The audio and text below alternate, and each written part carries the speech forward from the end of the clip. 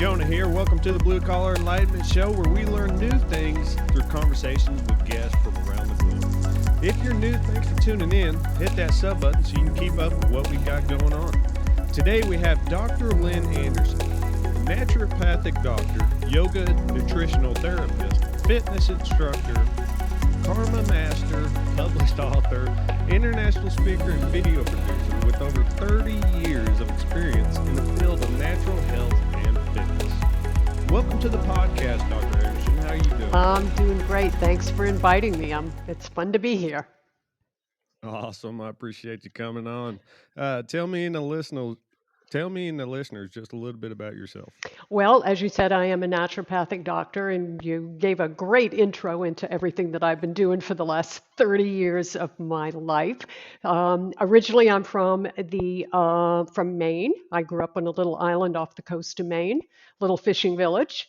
And from there migrated to Los Angeles for about 30 years, and then during the pandemic ended up in Sarasota, Florida, where I am now. And you have a birthday that is coming up. Is it come up or is it past? It's past it. 2 days before Christmas. And you had a goal that you had set and you crashed it, right? Could you share that goal with everybody? Yeah, 20 years ago, at the age of 50, so now you know how old I am, my birthday, I said, you know what? I'm going to be teaching cycle when I'm 70 years old. That was just a goal I set. And so I kept, because I love teaching cycle as well as yoga. And on my 70th, just before my 70th birthday, and actually today, after my 70th birthday, I taught a cycle class. Yeah. Amazing. That's an awesome goal to achieve. Where did your journey as a health and fitness professional begin? Well, I like to say that it began on the little island where I grew up because it was a totally natural, organic world to grow up in. I mean, whatever we caught, whatever was on the island is what we ate. And we didn't have a doctor. So we had a lot of, like my grandmother would make up potions and things to keep us healthy. And we just did a lot of really natural health things. That was kind of that's my background, my roots. And of course, you kind of gravitate away from that as you grow up. And then when I was a young mother, I was a young single mother, and I had no money, nothing, broke. I decided to go back to school, and I put myself through school while supporting the two kids. And right after I graduated, I had a little bit of a burnout and a collapse physically, mentally, and soulfully. And that's what really made me get back to my roots and say, you know what? I need to take care of my health. And the best way to take care of your health is not taking a lot of medication. It's getting back to the natural roots of life. And is naturopathic and holistic the same thing, or is there a difference? They really are the same thing. I mean, naturopathy, a naturopathic doctor, we believe that your health is body, mind, and soul, and that all three have to be integrated. So it's not about just balancing one, it's all three together. And that's really what holistic medicine means. Holistic means the whole person, which is a tripart, body, mind, and soul. And so, what's the difference between a naturopathic doctor and, say, a doctor that's in a major hospital? Oh, well, that's traditional. That's medical, medicine. And what they do is, and this is not to bash the medical field, but doctors are, they're programmed to treat illness. The difference between them and me is where I come in is I want to prevent illness. So I look at what is it that we could do to prevent illness, prevention over cure, as opposed to drugs to cure. And that's really where a medical doctor, their training is, they take very few hours. I think it's a couple of hours in all their training in nutrition. That amazes Okay. me. And nutrition's a pretty big part of your life to make sure that you're healthy and that your lifespan is gonna uh, stretch out there a little bit, right? Absolutely. Well, we call it, there's the three pillars of health, and those are nutrition, exercise, and sleep. And those three things are essential. I mean, that's the foundation of a human being having any kind of health in this world. And, and then you have stress and all that other stuff. But really, we need to pay attention to that foundation. And when you say exercise, we don't really you don't really necessarily mean to get out into the gym, right? I mean, exercise could be a daily chore that you have to do, picking Absolutely. up your It, house, it, things like that. yeah, it's physical. I mean, I always tell my, if nothing else, get out and do a brisk walk. But if you're a physical person, and I'm a physical person, I don't like sitting behind a desk. And yes, I do exercise every day and I teach every day. But I love to go out and I mean, I've renovated houses. I've gotten up on ladders, pounding hammers. To me, that's fun. Yeah. And you're still doing a lot of these things still today. The fitness instructor, are you still doing your doctor duties? I do that. Yes, I do. I'm pretty particular about who I take on as a client these days because it's a real process and the person has to be really committed to be able to work through the process of naturopathic medicine. And I'm actually quite busy teaching, doing podcasts, publishing my books, and getting my educational programs out there. And how did you know that this was going to be the right path for you with all the different ways medicine is broken up? Well, intuitively, I've always been drawn to the natural world. And, I grew up, my father was a big outdoorsman, and that's how we grew up. And, he taught me a lot about, how to survive in the world, out in nature. And so I was always drawn to that. And never really, my family, we didn't really have a lot of medicine. It wasn't, the first line of defense was to take a pill. It was, we used other things. So I really gravitated to it through my upbringing. And are there some things that we could take on a daily basis that is natural that would help with our immune system and things like that? Well, one of the things is to make sure that you eat something raw every day. And I'll tell you why. Because raw foods have enzymes in them. And enzymes are what get in, and when you chew them up, it mixes with your saliva. And those enzymes go down into your gut and they feed the microbiota. And that supports your immune system. Unfortunately, in this world, most people, we take vegetables and we boil the hell out of them, throw the Right. water away. That's where all the nutrients are. And eat what's left. So it's really important that have a piece of raw fruit, have a piece of a vegetable or a salad every day because that gets those enzymes going. So that's one really easy trick to do. And that's how you make broth as well as you boil those vegetables. You make vegetable broth to make other things with. Don't throw Absolutely. it away. And the broth is where all the nutrients are, Right. Yeah. And we'll go to the store and buy that stuff, and we're just throwing it right down our Yeah. drain. Put that sucker in a jar and save it. That's right. So, what do you tell people that are skeptical of naturopathic doctors versus going to see the major hospitals? There is nothing on this earth that will support your health other than good nutrition. Your body it's like a machine. And your body says, I don't care what you eat, you have to give me the fuel that keeps me going. And the fuel are the vitamins and minerals. You will never get that from a drug. It has to begin with good nutrition. Now, that doesn't mean if, let's say, you've got a UTI, urinary tract infection, and you go to the doctor and you need to have antibiotics to clear that up.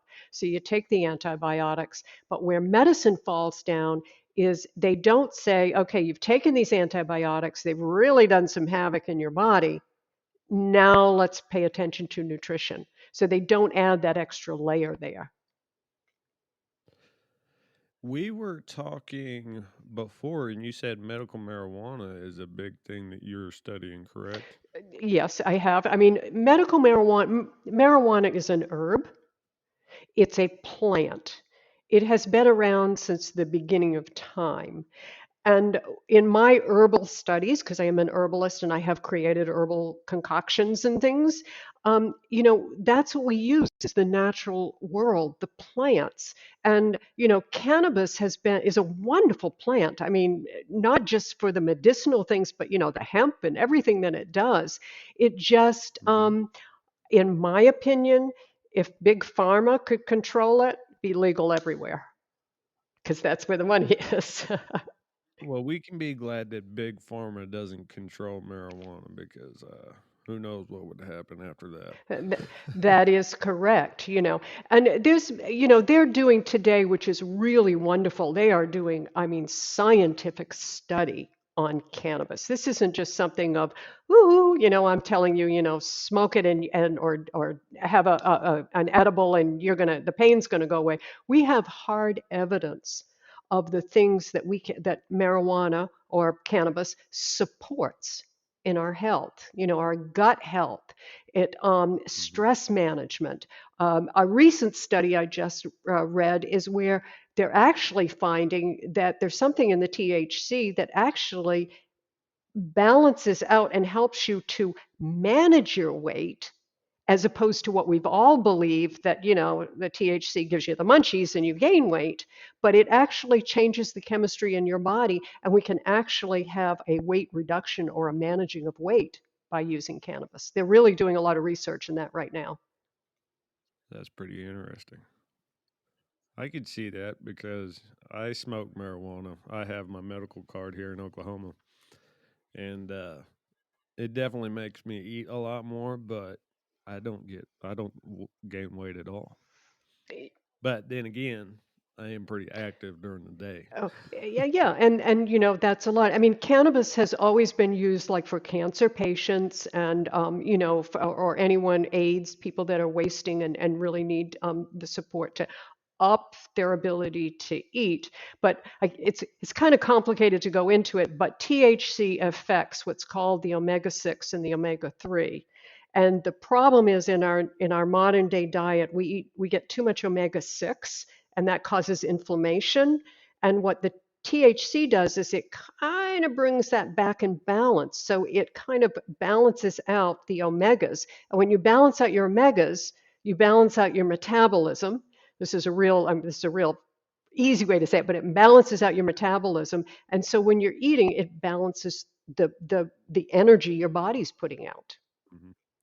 Yeah, I had a buddy. His mom had a brain tumor, was going through chemo, and the only way she would eat is he'd have to give her an edible to make her hungry, Right. Yeah. and so it helped her. It helped her keep weight on her while she's going through chemo. Yeah. It's like there are many herbs out there. There's a valerium, for example, is an herb that really it's a very potent herb, but it helps you to sleep. So, if you think about this, nature's provided everything we need. Nature said, here's the plants, here's everything you need to take care of yourself. And what modern medicine did is they extracted from nature and then created chemical compounds. Aspirin is a derivative of the willow tree. And that's what they used to use. The, Really, I the didn't willow know. plant, it was a pain reliever. And so what we've done is we've become a very chemical and a pill popping society. Hmm. And it's doing damage to people that they can't even see. There's more side effects to medicine, pumped out from big pharma than there is uh, benefits, and it's insane. That's correct. I mean, you read, okay, you're going to take this pill for whatever, and then underneath they give you all these side effects. And I'm like, well, I think I'll take the disease over the side effects, of what could happen with this pill. And when we go back Yeah. to the herbal world, and we can use cannabis again, nobody's ever overdosed from cannabis. The worst that Nope. happens is someone goes to sleep, you know? But yet we have pills out there and they're highly addictive, and people overdose from them and get into trouble all the time. Yeah, and that's a problem, especially here in the U.S. that we're facing. and they're just pouring it, and they keep prescribing that stuff, and it's Yeah. bad. Well, it makes money. Yep, big money, big pharma, right? Right, right. But the cannabis business is becoming more and more. I spent 30 years in the state of California, and California was one of the first, right behind Colorado and a couple others, to actually make it recreational. They were one of the first to make it medicinal, where you had to go and get a prescription. So, and they tax, I believe it's 17% is the tax if you buy it recreationally. It's a lot of tax, but they're raking in a lot of money. And that money's Hmm. going into the coffers and it's helping to support the government. So it is very much, it's becoming very much a very big business. Yeah, it's becoming a money grab that everybody can get a hold of.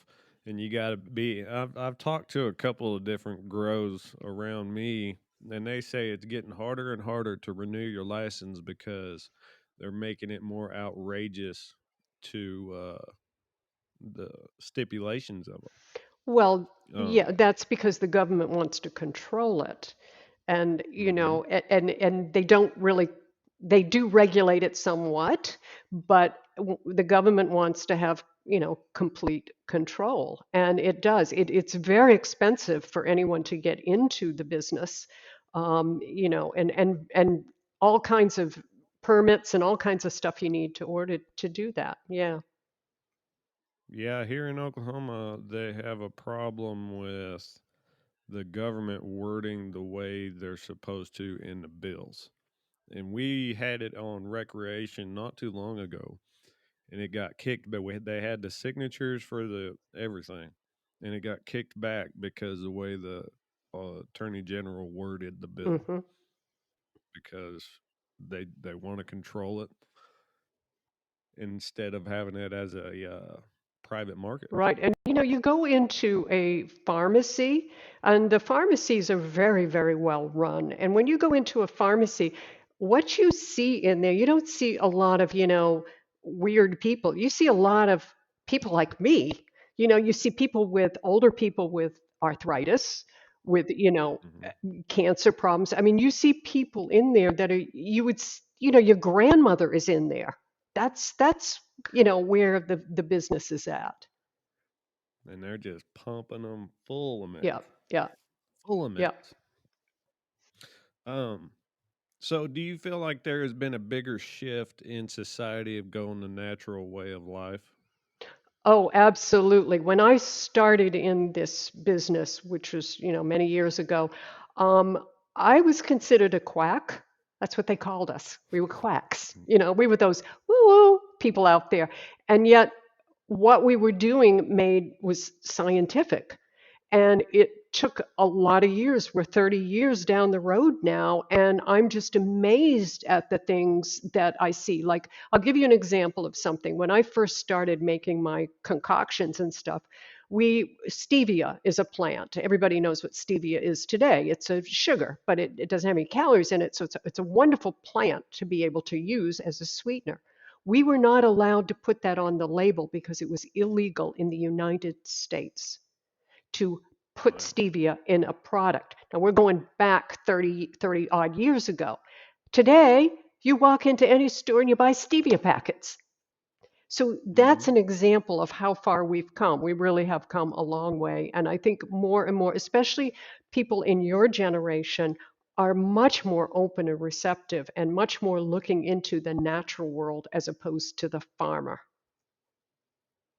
Well, I was talking to a doctor not too long ago, and he said roughly about the 60s and 70s, there was a shift in the medical field, and people started going away with what they knew and started going this new way. And so, really, it's just y'all are not quacks because this is how it originally began, is natural ways of getting cures. Well, So, I I mean, I'm what they call an old hippie. I went to Woodstock. you know. So I go way back then, but that's really what we were back to land movement. We were back to the natural world. I mean, that's really where the hippies were coming from. It wasn't just about smoking pot and doing LSD. It was about eating organic food and paying attention to what we put on our bodies and how we lived and getting back to nature. So but what happened was is during the 80s, the late 70s, 80s, the yuppie era came in, and there was this real turn where it was like money, money, money, money, money, and everybody was striving for that almighty dollar. And I think that kind of got pushed aside, but now it's sort of coming back again. There was also the invention of the MRI and more of these technological advances within medical science that they were trying to push on to the consumer as well because of the cost of this stuff. It, I mean, what does an X-ray machine cost to a hospital? What, millions of dollars, hmm hundreds of thousands of dollars? Well, they're not going to pay that themselves. They're going to push that on to the that's patients, correct. That's correct. and that's why our health system has gotten so ballooned and out of control. You're absolutely right. Yeah, and in terms of the insurance companies and the charges for everything, and sometimes you question the tests that are being that are being pushed at you. Are they really that Mhm. necessary? But there was a time, and there still is a lot of people who doctors were God. If your doctor said this Mhm. is what you do, you didn't question it. But doctors are not gods. Doctors are human beings. They make mistakes, they maybe don't know. But, certainly if you need surgery, you don't want to come to me. You want to go to a surgeon. I mean, Right. and by all means, the perfect thing is when alternative and allopathic medicine come and marry each other and we work together. That's the perfect for everybody. Yeah, because when there's collaboration between great minds, better things can happen. Absolutely. We talked before, and you were telling me something very interesting about karma, and you're a karma master, correct? What is that exactly? Well, to master anything, you have to spend a lot of time reading and studying and practicing and writing and teaching. And I've been doing that for over 30 years. And I'm still I teach karma every twice a week in my yoga classes. I teach, karma. I've written books about it. I've lectured about it. So a karma master is someone who really follows and teaches and understands the philosophy and the science of karma yoga. And how does one really become a karma master? You have to start by down that path and opening the books and studying and writing and teaching. And that's how you do it. It's a master is someone who's reached a point where that's what they're teaching. They're teaching what they have written and what they have developed. It's like a PhD. That's what a professor does. So Hmm. that's how you get there. And we don't, the way we perceive karma is not the correct way that it's actually supposed to be used, right? That is Because we perceive karma as you do something, something's going to happen to you, but it doesn't work like that, right? no karma. That's what we call the pop culture. Good karma, bad karma. Karma Right. teaches us that there's no such thing as good and bad because good and bad predisposes judgment, and we're not here. It's not about judgment.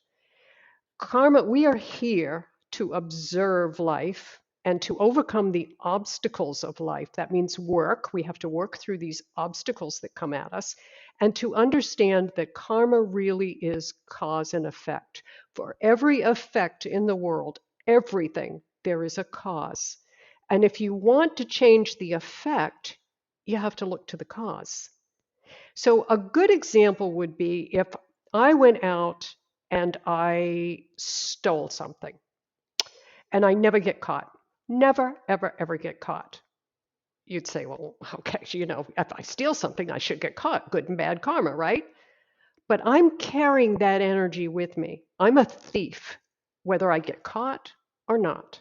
I am a thief, and I carry that energy, and it does what is called it penetrates into your soul. That's what karma believes. And so I'm always looking over my shoulder. Am I going to get caught? I'm always, it's always there in your consciousness, and that follows you through your life. So that's would be my karma coming back to me. Yeah, it's not like you stole something, now your whole life's gonna be stolen away from you. Exactly. I mean, that could happen because if you get caught, you're going to go to Yeah, jail. right. In some countries, you get your hand cut off. And so, what motivated you to become a karma master? Like most people, you find yourself at some point in your life where you're searching. You're trying to find answers. I think, the thing that human beings want the most is they want to know why. What is this all about? What does this all mean? That is the drive of a human being when we land here on Earth. And so for me, I kept, I don't subscribe to organized religion, although I was raised very loosely with a Christian background, but very, very loosely. It wasn't religious at all, but I had that kind of underpinning. But I was looking for something that gave me a path to go. And karma to me was such a practical, pragmatic way to live my life. And I thought, that's it. And I began to use it and see that it improved every aspect of what I was doing in my life. And where does it all come? Where does karma all come from? Where does all that background come from? Well, it's karma yoga. So it comes from Yep. the yoga philosophy and the yoga science. And that's what it is. It's that kind of philosophy and science. Yeah. Okay. Interesting. And you have a couple of books as well. You have a couple of different Hmm. series of books, right? Yes. So it's multiple books in one series. Could you tell us just a little bit about those books? Well, the first series is it's the Soul Walking series, and it's all about karma and prosperity, how to prosper in your life. And then there's a second series, which is really the naturopathic, and it begins with branch of yoga called Anamaya Kosha. And Anamaya Kosha is the yoga of nutrition, because yoga teaches us that yoga includes everything, and it has a path, a nutritional path. And so what I did is I studied that as well and wrote books about that. And how long did it take you to write all these books? 30 years. Wow. And then you edit and you change and you bring things to different, they evolve, you know. And so, are these books written in your own opinion of how you've seen it play out? Yes, they're educational sort of self-help books. So there's karma, and for example, I teach you in my karma book that all human beings, we everything that happens comes from the four great passions: deceit, greed, anger, and pride. Those four passions are in all of us, and everything else, everything springs out from those, and those are the passions we're to work on. But each and every one of us has one of those more than we have the other. So a good example of that would be, as let's say that you've got a really angry temper and you keep encountering angry people, and your marriage, your relationship, there's always that stuff going on. Your anger is your karmic emotion that you need to work on. But what we do as human beings, when we get into that, we get into the anger and we react and we get into it and we keep going and we blame the other person and we get all emotional. Karma says, no, come on down. Anger, step back from it, see what it is, and realize that if you are angry, it's not the other person making you angry. You're an angry person. You need to deal with your anger. And once you turn that around, the angry people disappear. The angry situations disappear. And if they do crop up, you let them go because you're aware, oh, I don't want to be angry. and you tame that emotion, so to speak. Yeah, if you're always angry, take a hit of weed, you'll be all right. Yeah, it's true. Speaking of that, are there any natural concoctions that you would that you've come up with that you would um, tell the listeners to try out? Well, I also am a master aromatherapist. I was the corporate educator for an international aromatherapy company 4 years, and I traveled all around lecturing on that. And aromatherapy is a wonderful therapy. The reason is that the most direct passageway to your brain is through your olfactory system. And it goes in, and the aromatherapy, the molecules that go in, affect different parts of your brain. So there are ones that can help you to relax, like lavender is a really easy one that you can buy right over the counter, and you can infuse that, and that will help you to relax. There are ones like basil will up you a little bit, and basil also is good for your sexual self as well, because that's another part of your whole health that we need to pay attention to. So using aromatherapy and herbal concoctions are a way to be able to help you manage what's going on in your life. But you should be very careful when you're dealing with both of these that you're working with someone who knows what they are. Because as well as they are wonderful, like everything in life, it has its tipping point. And there are things that can be very toxic, and there can be things there are oils that you should not put directly on your skin. So it's important that you either work with someone or you really get the knowledge yourself before you go playing around with this stuff.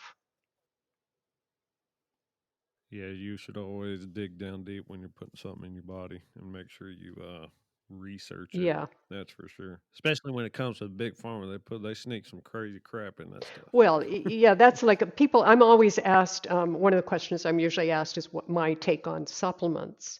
And I say to people, well, first off, to create supplements, they're not FDA approved, so they don't have to prove efficacy, mean they don't have to prove they work.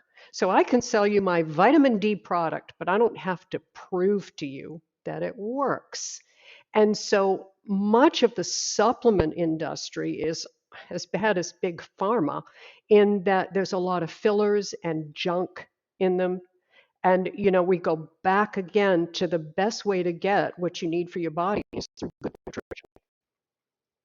Yeah, eating well, like you said, eating at least one raw vegetable, fruit, something like that a day. Yeah, Uh, and it's better to eat that kind of thing in the morning, right? When you first wake up and before you get all that it's good to do that. It's also for good, breakfast. like, for example, if you have dinner, make sure you have a salad with your dinner because what happens is you're getting those enzymes, and the enzymes are breaking down the protein. Let's say you have a steak with it, it's breaking the protein down. Enzymes are what break the nutrients down and allow your body to assimilate it throughout your body. It's not just a matter of popping food in.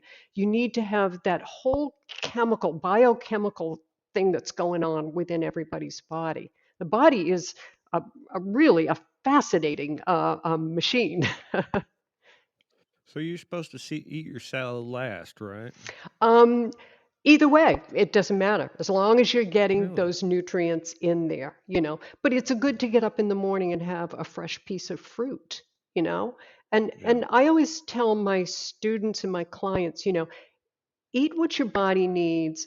Then if you want to eat junk, and I don't advocate eating junk, you know, eat all the junk you want because your body's already got what it needs and it'll reject all of that stuff anyway.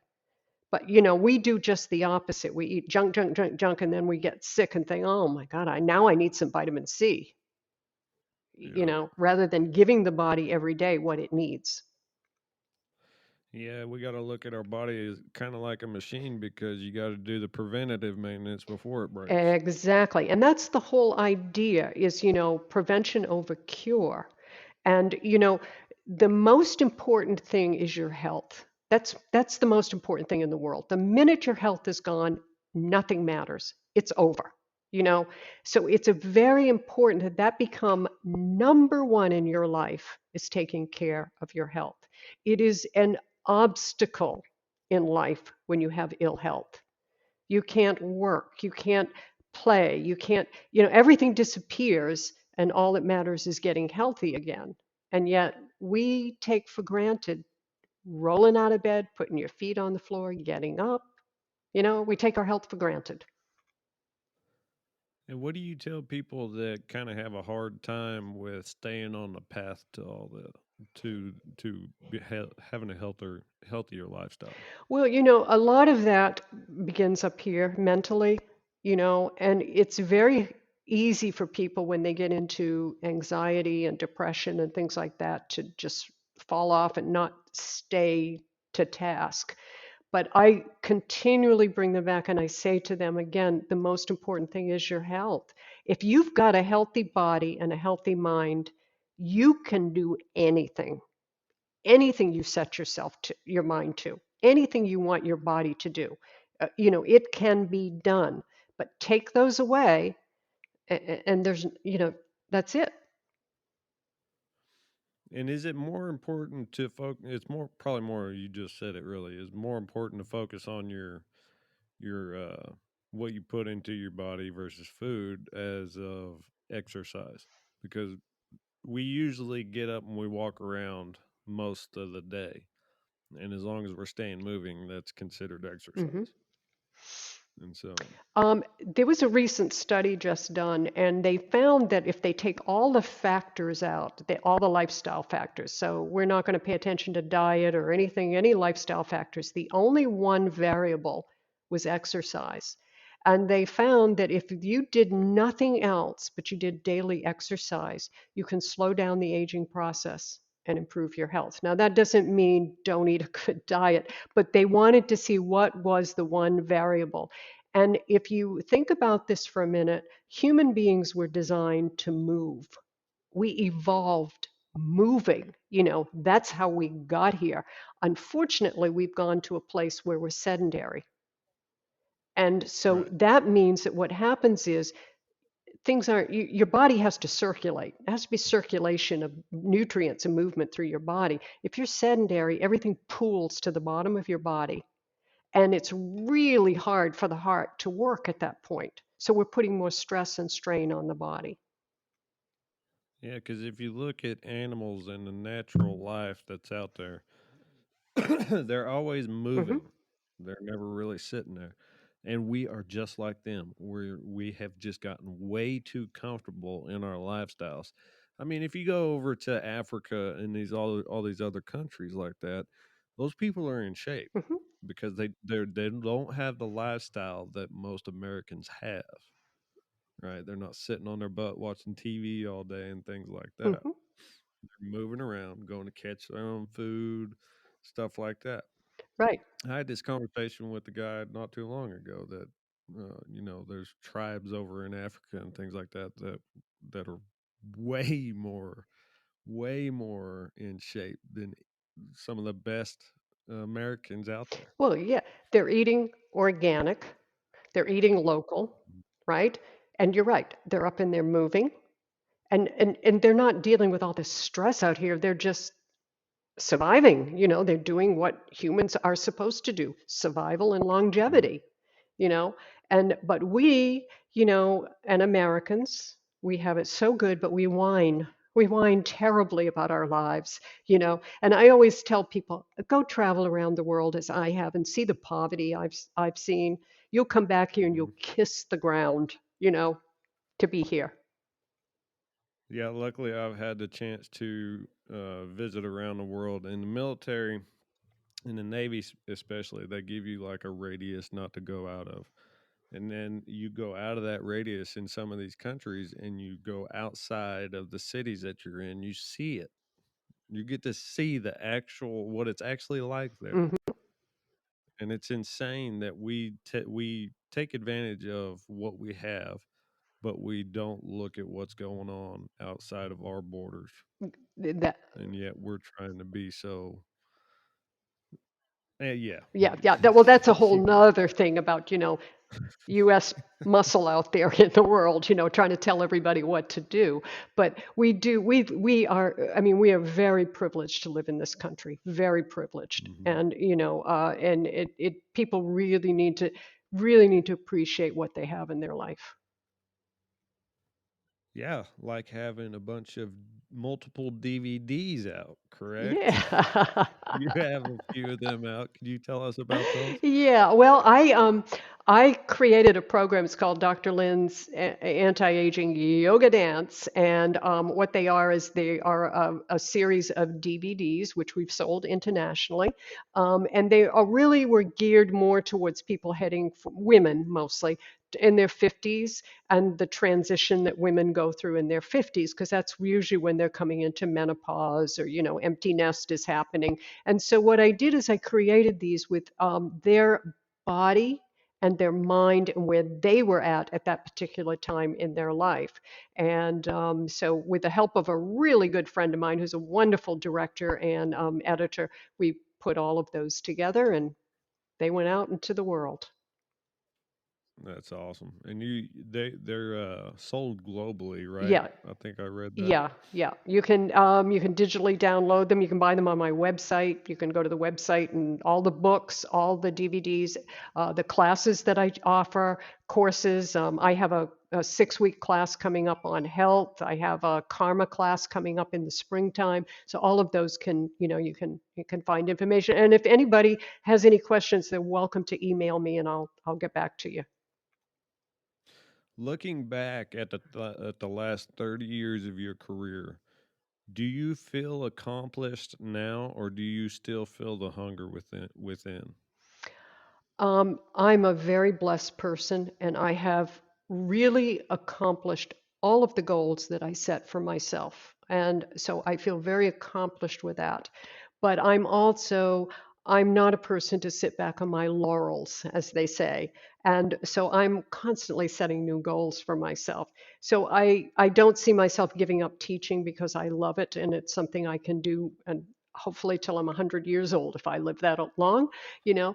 Um, so there's a great satisfaction when you have accomplished goals that you've set for yourself, but that doesn't mean it's the end of the road, you know? You got to keep Yeah, going, push that bar higher, right? exactly. So what makes you so passionate about what you're doing? It's just I love what I'm doing, and I can't think of anything better to do with my time and my energy than help people stay healthy. What? I mean, just it's just a pure joy to have, to be able to say something to someone and maybe I turned their life. That might be just, or I gave them a hug, or I something in my yoga class. Just you don't know how many. I mean, I've got a stack like this of notes and emails and cards from people that I don't even know who they are. Dr. Lynn, you did this, you said this, it changed my life. It's like, wow, what a what a wonderful gift I've been given because it is a gift to be able to facilitate this. It's that's what drives me. That's my passion. They must give you an immense gratification of that, right? It does. It gives you a great, and it as I tell my students, I'm just the facilitator. I've been given this wonderful gift of, I have the gift of gab, so to speak. I have that ability, and it's an ability to have that energy come out and to be able to help people, and that's a wonderful thing to go through life with. It really is, you know. And so, what does your future look like? Is there more books and more DVDs coming down the pipeline? Well, as I said, my book series are now being put into online educational courses, so those will be done this year. And then Oh, back of my mind, this has been going on for about 10 years, I have a novel that I want to write. Now, this is going to be a big challenge for me because writing, educational books is and a novel, they're two different animals. And so, mm-hmm. it's going to be a big leap for me to get into writing a novel. Well, that's amazing. I can't wait to hear about that. We'll have to bring you back on, have more of this conversation. D- Uh, Definitely. so, what's been the most enlightening moment of your journey? The most enlightening moment was being diagnosed with cancer and the fear and everything that comes with that, and going through a very, very severe surgery and a long time coming back. And it really, I had never had a day when I couldn't get out of bed. And for the first time in my life, I couldn't. And it was a real turning point for me because it really made me appreciate how fragile life is and how important it is to have people out there that are championing, and there to encourage and help you. That's probably the big point in my life. Well, we're glad you pushed through and glad you're here to have this conversation today. Thank you. I just got one more question for you. Where can everybody find you? They can go to my website, and it's doctorlynn.com. So doctor spelled out and Lynn, Lynn.com. If they go there, again, all the books, all the classes, everything is there. They can read about my background, about me. I have a blog that's there. So there's all kinds of things. They can just go to the website and contact everything they need to know about me, mostly, is there. I'll make sure to put the link down in the description so everybody can just scroll down there and go straight to it. Thanks for coming on the podcast. I hope that I can bring you on in the future. We can continue this I'd conversation. love to. We have a lot of fun. We have a nice little dialogue going on here. We'll have to definitely do it again. Oh yeah, when I go back through and I edit all this stuff, I'll catch a lot of stuff that I missed and I'll have more questions for you. Terrific. And I'm sure you'll send this to me and we'll get it out there. Yes, ma'am, I will. Okay. Thank you so much. Thank you. Bye, everybody. That's all the time we have for today. Head over and check out our website, thebceshow.com, where you can subscribe to the email list and contact us.